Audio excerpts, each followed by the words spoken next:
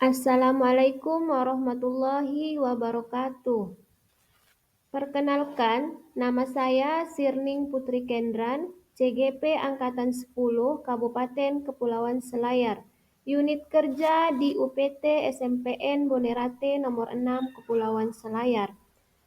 Di sini saya akan merefleksi pemikiran filosofi Ki Hajar Dewantara serta implementasi pemikiran filosofi Ki Hajar Dewantara di sekolah. Tujuan pendidikan menurut Ki Hajar Dewantara menuntut segala kodrat yang ada pada anak-anak agar mereka mencapai keselamatan dan kebahagiaan yang setinggi-tingginya, baik sebagai manusia maupun sebagai anggota masyarakat. Ki Hajar Dewantara. Adapun dasar filosofi Ki Hajar Dewantara, di mana Ki Hajar Dewantara mengibaratkan peran pendidik sebagai seorang petani. Seperti pada gambar, seorang guru diibaratkan sebagai seorang petani dalam mendidik. Anak-anak diibaratkan seperti biji tumbuhan yang disemai dan ditanam oleh Pak Tani di lahan yang telah disediakan. Anak-anak itu bagaikan bulir jagung yang ditanam. Bila jagung ditempatkan di tanah yang subur dengan mendapatkan sinar matahari, pengairan yang baik, maka meskipun jagung yang kurang berkualitas dapat tumbuh dengan baik karena perhatian dan perawatan dari Pak Tani.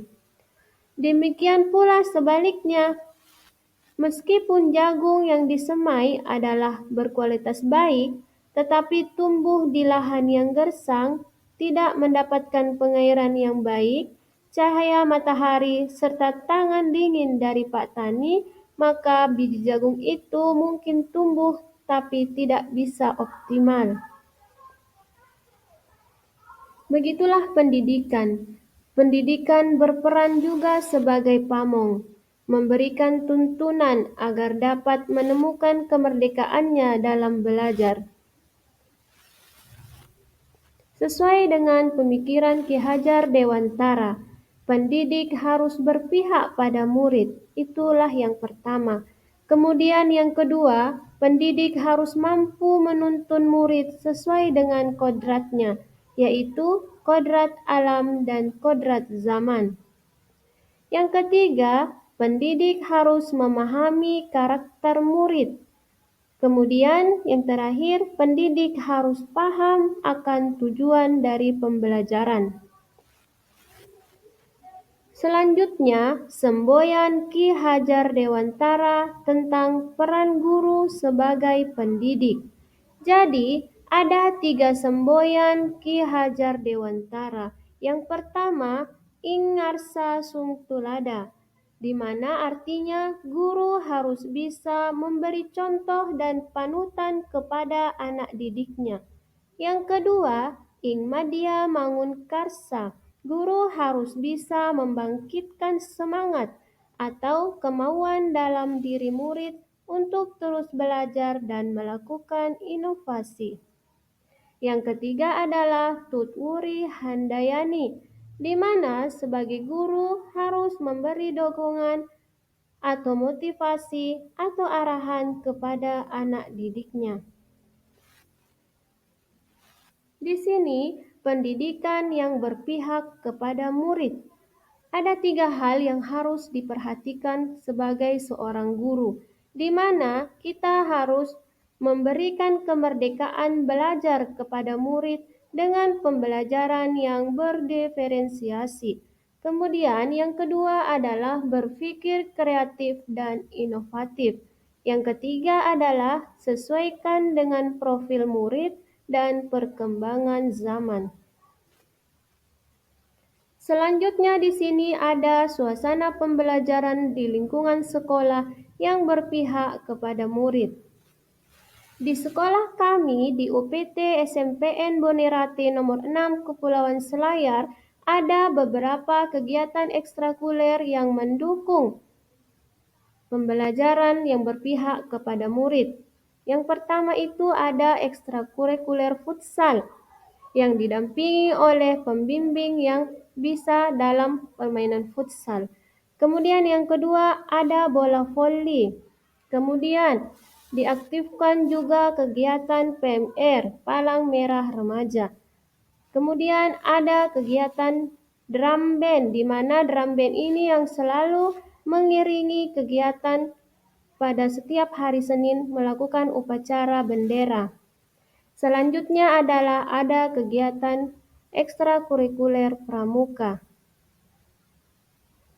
Selanjutnya, di sekolah kami, pembiasaan yang dikerahkan terhadap siswa adalah sholat duhur berjamaah, pembiasaan senyum, salam, dan sapa, apel pagi, literasi, dan Jumat sehat. Berikut beberapa dokumentasi dari kegiatan sholat duhur berjamaah, senyum, sapa, salam, kemudian kegiatan literasi di perpustakaan atau di dalam kelas. Dari semua kegiatan itu, pasti akan ada tantangan dan dirasakan oleh siswa atau murid beserta gurunya. Ada juga kegiatan pembiasaan senam pagi, kerja bakti, dan aksi bergizi. Adapun tantangan yang saya maksud sebelumnya adalah bagi murid, kurangnya motivasi murid dalam mengikuti program yang diadakan oleh sekolah. Kemudian bagi guru, kemampuan guru yang belum sepenuhnya memahami pemikiran KHD bahwa pendidikan yang berpihak pada murid. Adapun solusi, ada beberapa solusi di antaranya menyediakan model dan media yang bervariatif. Yang kedua, pengembangan diri guru. Pengembangan diri guru bisa mengikuti webinar-webinar atau pengembangan diri guru lainnya. Kemudian ada menuntun murid. Ada juga teladan bagi murid.